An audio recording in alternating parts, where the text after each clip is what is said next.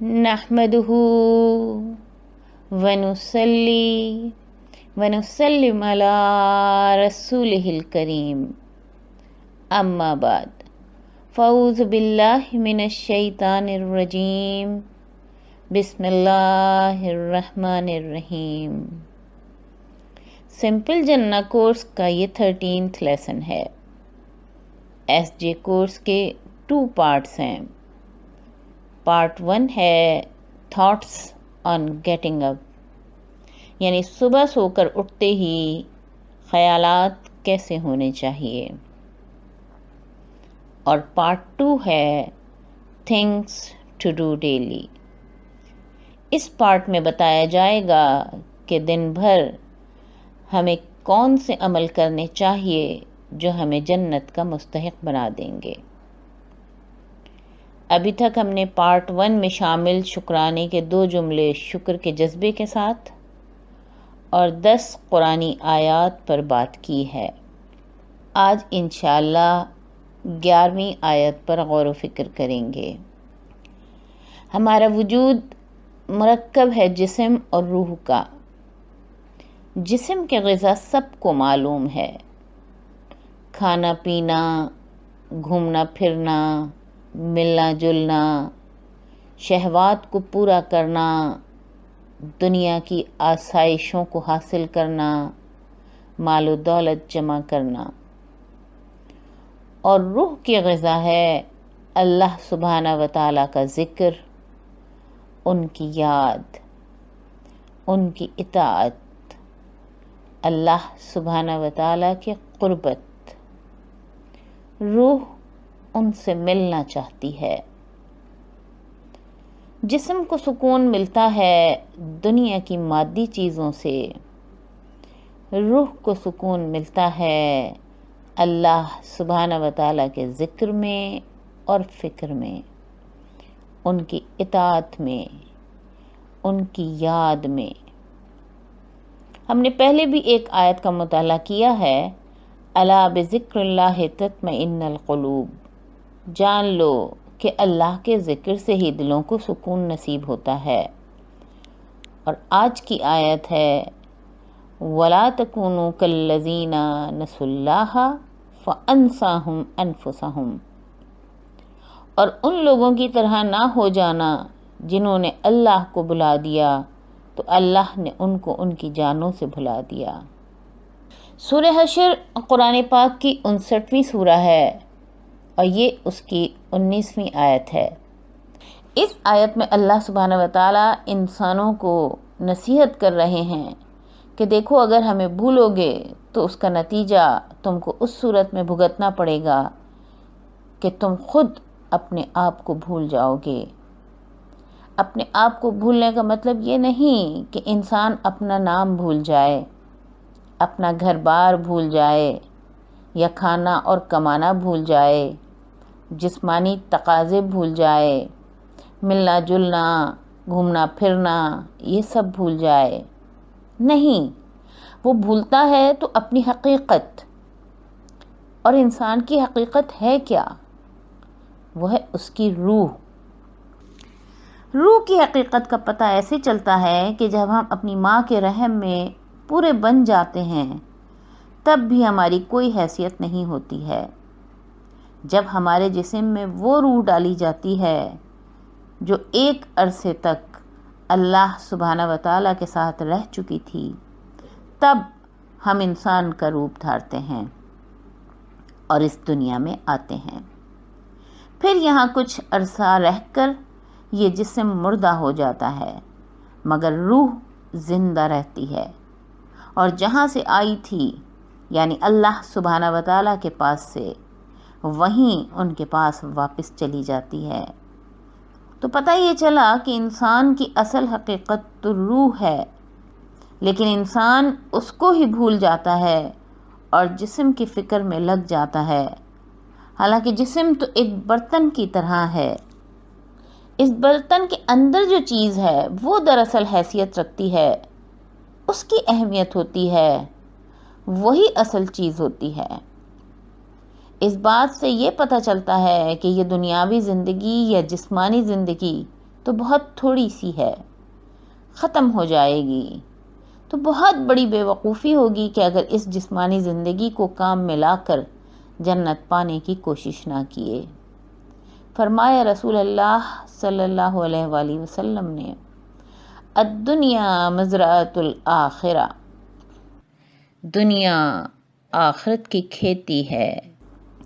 یہ جسمانی زندگی اس لیے دی گئی کہ جہنم کی آگ سے بچیں، لیکن انسان اس سے غافل ہو جاتا ہے اور اللہ سبحانہ و تعالیٰ کو بھلا کر بس کھانا پینا، گھومنا پھرنا، آسائشیں، خواہشات، لذات، شہوات میں غرق ہو جاتا ہے۔ اس کو یاد ہی نہیں رہتا کہ وہ اللہ سبحانہ و تعالیٰ کی طرف سے آیا ہے اور انہی کی طرف واپس جانا ہے۔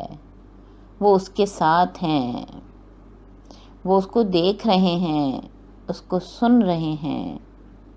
اللہ سبحانہ و تعالیٰ سے اس کا کنیکشن منقطع ہو جاتا ہے، وہ اللہ سبحانہ و تعالیٰ کو پہچانتا ہی نہیں۔ اگر اس کے سامنے ان کا ذکر کیا جائے تو اس کو اپنے اندر گھٹن محسوس ہونے لگتی ہے، وہ سننا ہی نہیں چاہتا۔ عبادت میں مزہ ملنا تو دور کی بات، اس کا دل عبادت میں لگتا ہی نہیں۔ اس کا سارا چکر بس دنیا اور دنیا کی آسائشوں کے گرد لگتا رہتا ہے، بس کسی طرح جسم کو کمفرٹ دے دے، کسی طرح آسائشیں ساری حاصل کر لے۔ دنیاوی نعمتوں میں غرق ضرور رہتا ہے، لیکن نعمتوں کے دینے والے کو بھول جاتا ہے۔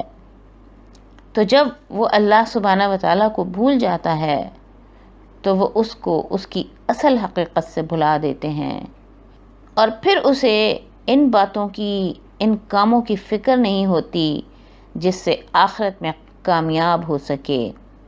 اللہ سبحانہ و تعالیٰ کی طرف بڑھنے کی فکر نہیں ہوتی، بس دنیاوی ترقی کیسے ہو، آمدنی کیسے بڑھے، گھر بار کو کیسے سجائیں سنواریں، بچے کیسے پھلیں پھولیں۔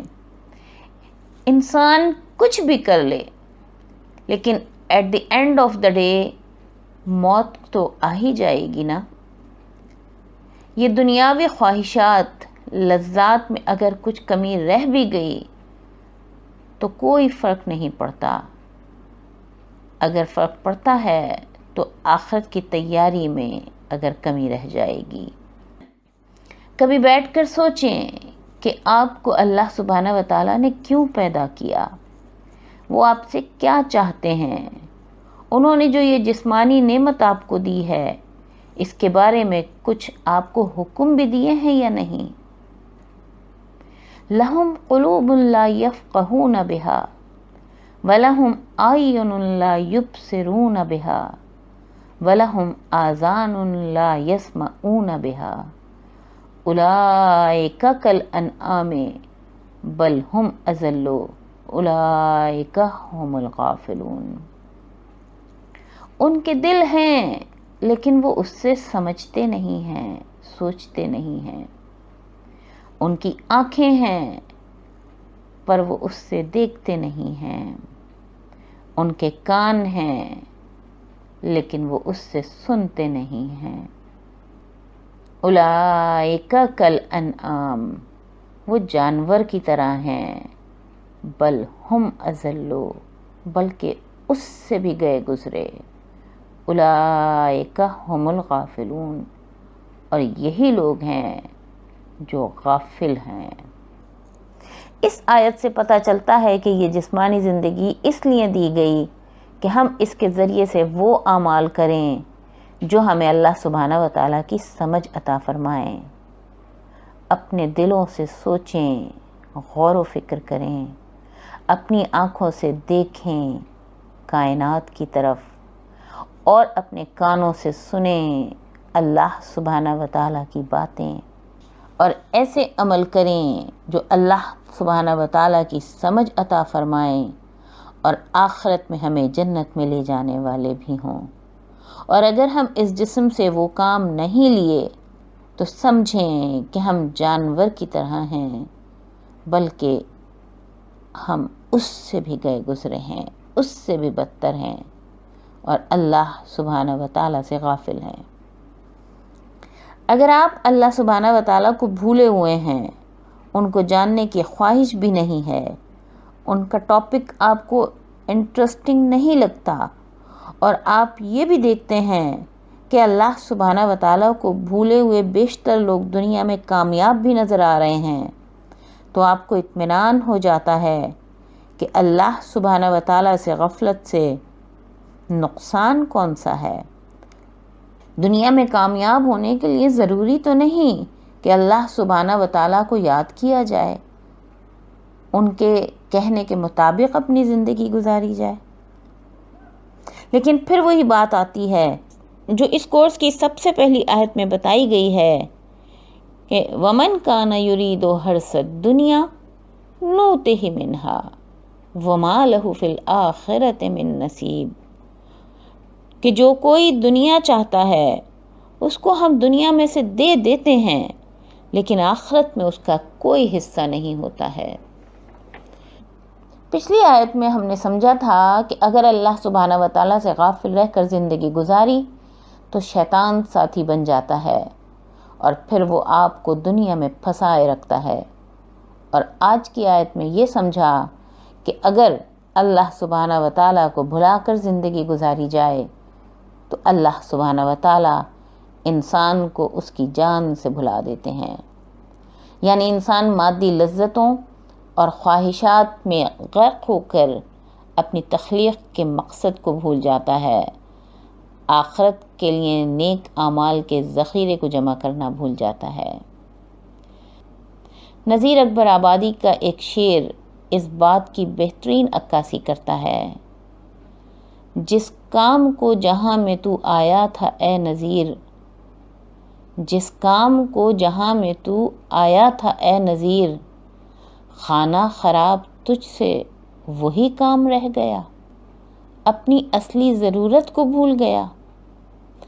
خیال رکھنا ہے کہ کہیں ایسا نہ ہو کہ قیامت کے دن اللہ سبحانہ و تعالی ہمیں ڈس اون نہ کر دیں، کہیں وہ یہ نہ فرما دیں وَغَرَّتْهُمُ الْحَيَاةُ الدُّنْيَا فَالْيَوْمَ نَنْسَاهُمْ كَمَا نَسُوا لِقَاءَ يَوْمِهِمْ هَذَا، اور جن کو دنیاوی زندگی نے دھوکے میں ڈال دیا تھا تو آج ہم بھی ان کو اسی طرح بھلا دیں گے جیسے وہ اس بات کو بھلائے بیٹھے تھے کہ انہیں اس دن کا سامنا کرنا ہے۔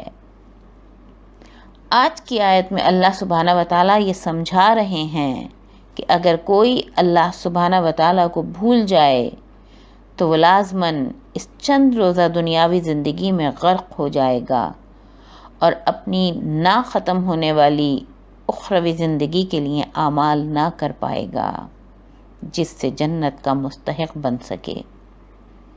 اللہ سبحانہ و تعالی ہم سب کو یہ سمجھ عطا فرمائیں کہ ہم ان کی یاد کو ہمیشہ اپنے ساتھ رکھیں، ان کو ہمیشہ یاد کرتے رہیں، ذہن میں رکھیں کہ وہ ہمیں دیکھ رہے ہیں، سن رہے ہیں، ہمارے ساتھ ہیں، اور اس کی وجہ سے اچھے اعمال کر سکیں اور جنت میں جانے کے مستحق بن سکیں۔ انشاءاللہ نیکسٹ لیسن میں 12ویں آیت پر بات کریں گے۔ وآخر دعوانا ان الحمد للہ رب العالمین۔